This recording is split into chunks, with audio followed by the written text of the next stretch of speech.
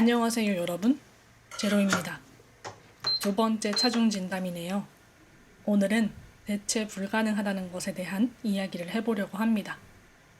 두 번째 차중 진담 지금 바로 시작합니다. 여러분은 스스로가 대체 불가능한 사람이라고 생각하시나요? 지금은 아니지만 언젠가 대체 불가능한 사람이 되고 싶으신가요? 직장 생활을 하면 꼭 한 번씩은 스스로를 대체 불가능한 사람이라고 착각하는 시기를 거치게 되는 것 같아요. 주변을 둘러보면 회사의 규모가 클수록 나이가 어릴수록 착각에 빠지는 주기는 짧은 경향을 보입니다. 그런데 좀 궁금하지 않아요? 도대체 우리가 대체 불가능하다고 판단하는 기준은 무엇이고 또 그 기준으로 보았을 때 그 사람은 정말 대체 불가능한 인재인가 하는 것들 말이에요. 누군가 퇴사를 할 때 그런 말을 자주 하죠. 김 대리님 같은 능력자가 없으면 A 업무는 이제 어떻게 하나요? 우리 회사는 어떻게 될까요? 이런 덕담들 말이에요. 사회초년생 시절에는 함께 일하던 상사들이 퇴사를 하면 저도 비슷한 생각을 했던 것 같아요. 특히나 업무에 누구보다 열정적이었고 전문적으로 보였던 사람들이 퇴사를 한다고 하면 내가 사장도 아닌데 괜히 걱정이 되더라고요. 지금 생각하면 아주 귀여운 일이죠. 그런데 그때는 정말 이 사람이 나가면 해당 업무를 할 수 있는 사람이 없어서 회사가 망하지는 않을까 걱정했거든요. 그런데 시간이 지나면서 자연스럽게 알게 되었죠. 회사 내의 모든 사람은 안타깝게도 언제든 대체될 수 있다는 사실을 말이에요. 심지어 요즘은 기업의 최고 경영자마저 필요에 의해 언제든 대체될 수 있는 시대잖아요. 물론 회사의 아이덴티티를 만들거나 회사 자체가 그 사람인 인물들은 쉽게 대체하기가 어렵겠죠. 하지만 세상에 그런 사람이 몇이나 있겠어요. 회사 생활을 하다 보면 정말 간혹 스스로 본인을 대체 불가능한 인재라고 평가하는 사람들이 있어요. 그런데 그거 알죠? 진짜 능력이 뛰어난 사람들은 본인 입으로 그런 말을 서슴없이 내뱉고 다니지 않는답니다. 물론 드물기는 하겠지만 누가 봐도 뛰어난 능력을 갖고 있는 사람들 중에서 본인에 대한 프라이드가 높아 자신 있게 말을 하는 사람도 있어요. 그런데 그건 우리도 함께 일을 하면서 충분히 구분할 수 있는 거니까 논외로 하자고요. 가장 위험한 건 아무리 봐도 저 사람은 그 정도 급은 아닌데 뭘 믿고 저렇게 자신감이 있을까 싶은 사람이 회사 내에 많을 때예요. 이때는 회사 문화와 상황이 연관되어 있을 가능성이 높아 개인의 커리어를 위해서도 정신건강을 위해서도 조용히 이직 준비를 하는 게 여러모로 이롭습니다.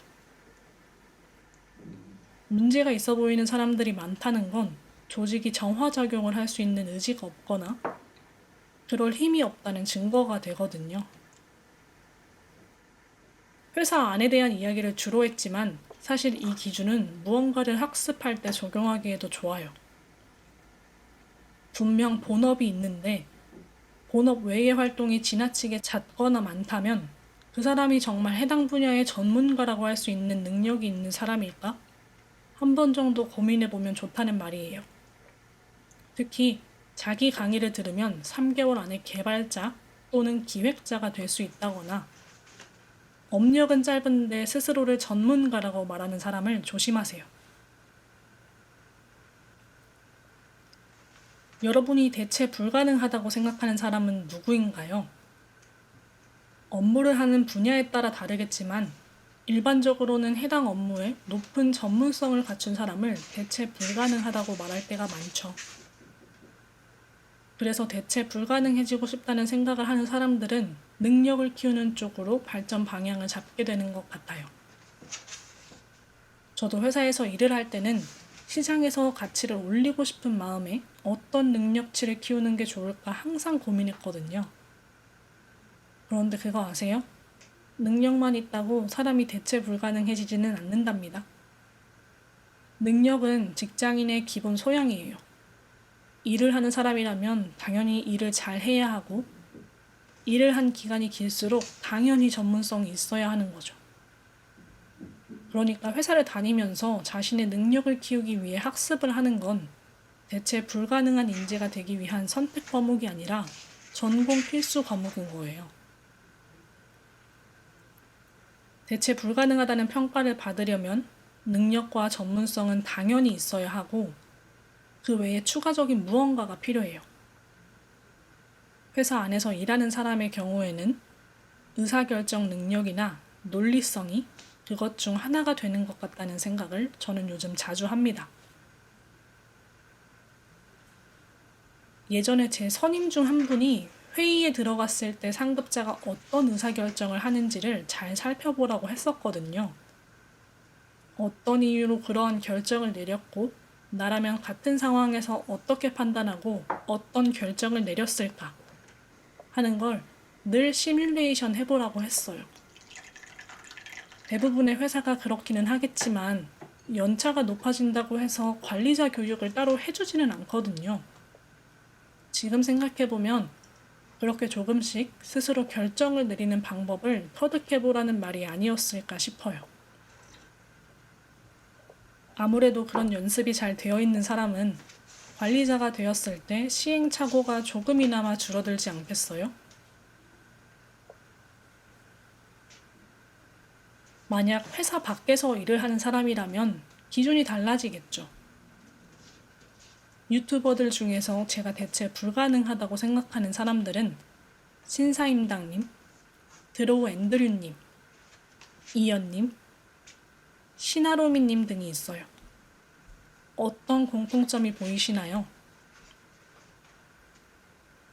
대체 불가능한 이라는 형용사도 중요하지만 회사 밖에서는 유독 사람이라는 명사가 갖는 힘이 큰 것 같아요. 사람이 가진 색채가 짙을수록, 사람을 떠올렸을 때 그려지는 이미지가 또렷할수록 저 사람은 대체 불가능하겠는데? 하는 생각을 하는 거죠.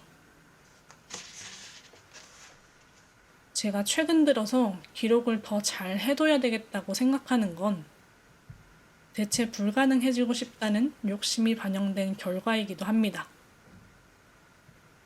제가 멋있다고 생각하는 사람들은 다 자기만의 색을 갖고 있더라고요. 그만큼 색채가 또렷하고 짙은 사람으로 저는 살아가고 싶어요. 최근에 취향 기록을 시작하면서 제가 바라는 삶에 조금씩 가까워지는 것 같아 뿌듯한 마음이 듭니다. 기록은 확실히 나와 내 삶을 또렷하게 만들어주는 마법 같은 힘이 있어요. 여러분은 어떤가요? 어떤 사람이 대체 불가능하다고 생각하고 또 그런 사람이 되기 위해 어떤 노력을 하고 계시나요? 여러분의 생각을 댓글로 알려주세요.